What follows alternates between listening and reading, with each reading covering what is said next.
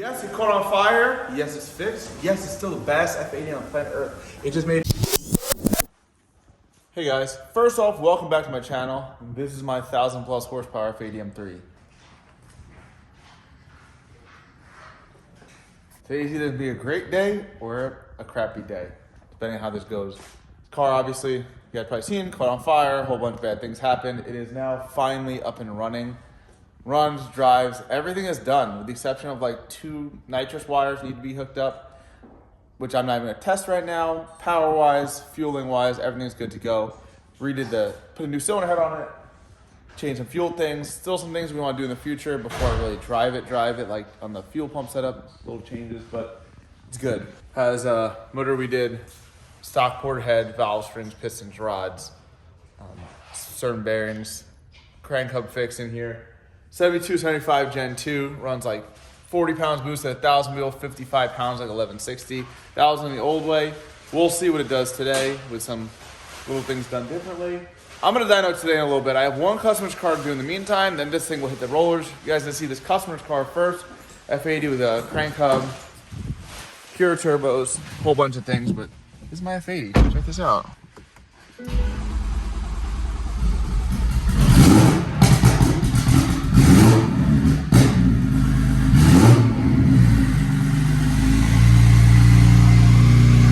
Car's got full interior. I love it. The back seat's only out right now because we had to I changed the fuel line just because after our car was on fire, decided to put all Teflon PTFE line hoses.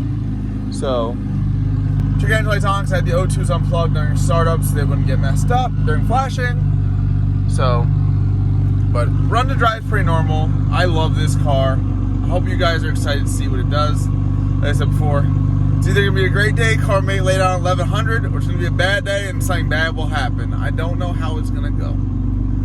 We're gonna pull this outside though, let it warm up a little bit more, make sure there's no other random codes, and send it to the moon. I'm hyped. Been a long time coming.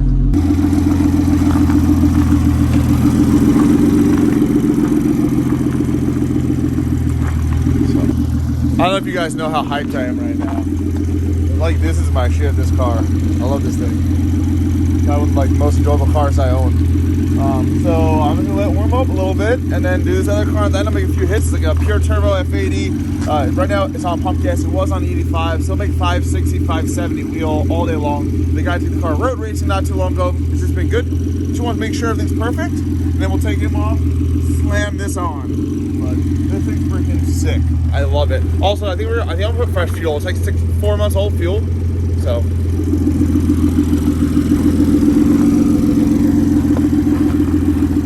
Gang, I love it as I fall. I tried going to the street and do donuts, but there's just too much snow. I think I'm not gonna get stuck in the snow. I got it with that, I think. I can't get out of the parking lot, I don't think. So let me shut this off. So we pulled it outside to let it run for a little bit. It started running a little bit funky. Checked everything. The map sensor's reading to the moon. I don't know what I just did. Oh, here we go. So, car runs an AM 5R map sensor. I went ahead and we checked everything, checked a bunch of things. This was in the fire. Even though it didn't really get too hot, I don't think. I think more so just shorted out all the wiring and killed it. So we went to get a new one. We diagnosed everything, went to get a new one. I actually found another close 5R map sensor from the dyno jet I have that came with it to reboost. I plugged it in, it now reads. Also, I plugged in a stock map sensor and unwired what I did, and it reads something. It's not reading correct because the ECU scaled for an AM 5R, and that's not that. So it's good though. So as soon as the map sensor does come, as long as that's good and it runs normal again, be able to throw us on the dyno. They're putting some fresh Ignite fuel in the car. I ran this fuel once, I never dynoed it, so I don't know the power difference compared to like the CD5 I usually use. But we're gonna put 5 gallons this in. We just drained the old fuel out and make some hits.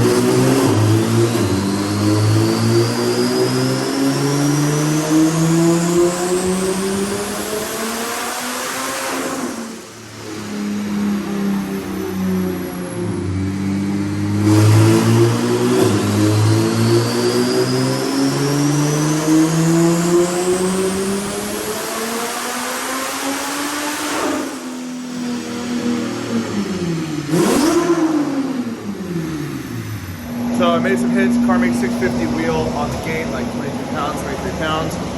637, I guess. 654. But the 654, I didn't go really to red line. I stopped in here early. I don't know if it'll make any more going higher and higher. It out. It was a little weird. Left off the car. It was not a pleasant time. So right now we're trying to figure out why the boost control won't work and won't go up. So that's next. Just made a quick few changes to the microsquare inputs and outputs and how I'm using it. I had that issue before, a while ago. I just moved the pin and should work.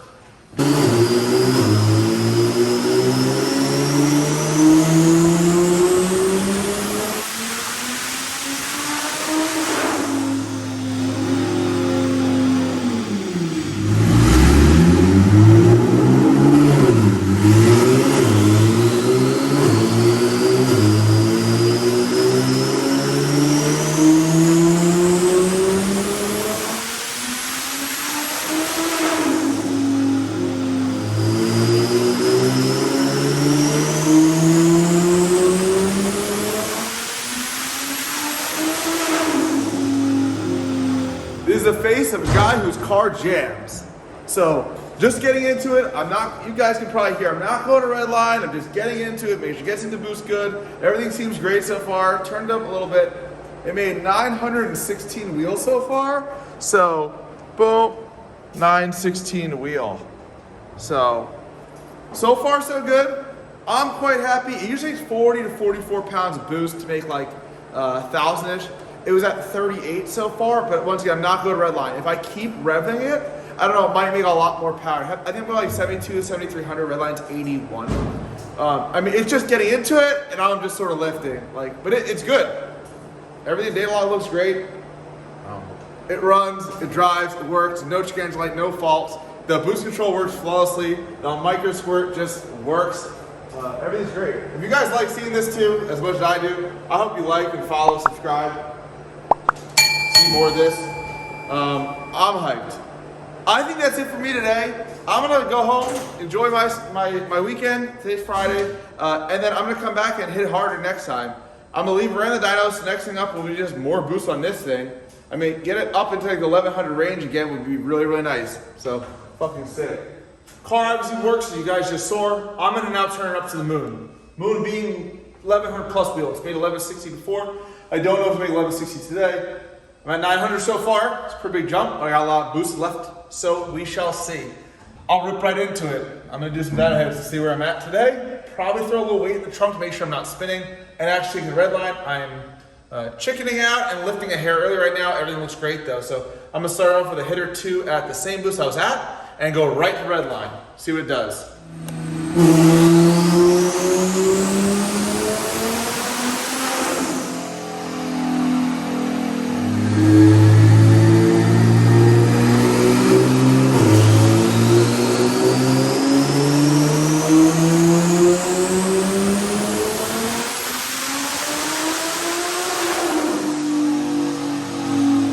That's what 1100 wheel horsepower looks like.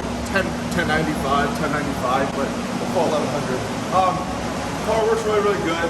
The traction keeps coming like a little bit loose. You're not moving or anything. It's like, with a lot of power, it will stretch the straps, literally. So we're gonna put some weight in the trunk, turn about 5 pounds more, and it should click 1150 back to where it was. But it's actually making about, I would say 50 wheel more. It took 5 pounds of boost more last time, I'd say, to make the same power. We'll see. 1095. So that was not 1200. I was not 1150. I thought it was 1128. Not bad. I'm not maxed out on boost control yet. I'm at like 45% weight juice like up top. But past like 40 pounds of boost, the more weight juice like I'm adding, I'm not really gaining that much in boost. I still have, if you guys want to look, I still have a screen on the front of my turbo down here, which is known to be pretty restrictive. And I know last time I was trying to go for the moon boost, I had to remove it, but this time I was like, let me see how far I can get without having to remove it. The time has come, it is time to remove it. I wasn't planning on making that much power. I wasn't planning on making like 1100, 1200 wheel, but it's just like addictive. You get really close. 1130 doesn't sound that close, but it is really close. And I don't have the horsepower record anymore, so car seems to be working really good. So time to turn it up. Take this screen off and make another hit or two. You guys can see it. I might throw weight in the trunk again to just do like a final hit. I'm probably gonna let it cool a little bit in between.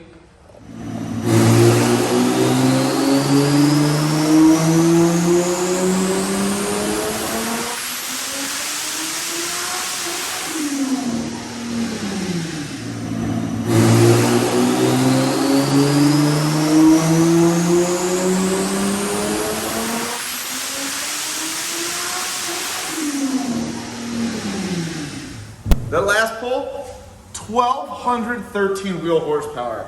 This is hands down the baddest F80 on the planet Earth. That's not just my opinion, that's straight facts. But I'm quite hyped, if you could tell. This is great. Here's your power curve. Speed-based, but whatever. So, 1,213 wheel horsepower. I mean, the last hit before was 1194. I just let it cool for a few minutes and went up like one click, and then it made 1,200. So I'm pretty happy right here. This is on good gas. I think it can make more. I think I get another 100 out of it or something close if I did some other things, but I'm quite happy. This is more than enough to do what's next with a car, which is gonna be there's an event that I'm trying to make it to. I gotta do like an alignment, and now I gotta do like all the little things in the car. I might step it up to larger port injectors. I have 1200s. They're pretty much maxed out where I'm at the 1200 setting. I don't know if I need 1200 wheel, but I'd rather get 1600 cc port injectors. That way, in case I need more fuel, I don't want to ever like run on the edge of not having fuel. But yeah, 1200 wheel. And then the next episode, I think about that, and then we sell these micro score kits. They're amazing. The only thing they don't do is boost by speed. Too great. There's ways to do it, but it's a lot of work, in my opinion. So, I don't know, I might throw like a link ECU in here, which will do boost by speed. That'll be really the main benefit. I don't want to just put a boost controller because it works really, really good as a boost controller. So, I'll see. I'd rather not leave the hole with like 1200 wheel and try to break things. It'd be nice if I could leave a hair less and then roll it in. Be way smoother. So, 1200 wheel horsepower, F80 M3. So it works. And from fire to this is wild in just a few months. We could have done it way faster, I think, but it's just we prioritize working on customers' cars more than my car sometimes, so it took a little longer. But check this out: fine, full interior, normal car, no check engine light.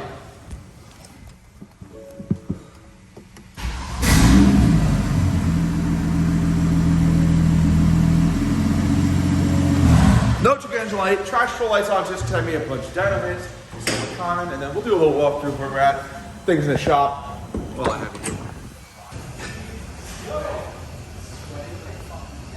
So this M3 we're gonna try setting exhaust wise. Everyone keeps doing equal length exhaust. This is gonna be something similar but quite different, not equal length. See if it works. There's a car that we did that had the C spark plug just like my car. We pulled the head off and drilled out the spark plug from the bottom, and then pretty much made the metal so thin, it folded in a little bit, and it crushed in itself as we took it out, and the head was not ruined. If we would just try to remove it, the head would have been complete garbage.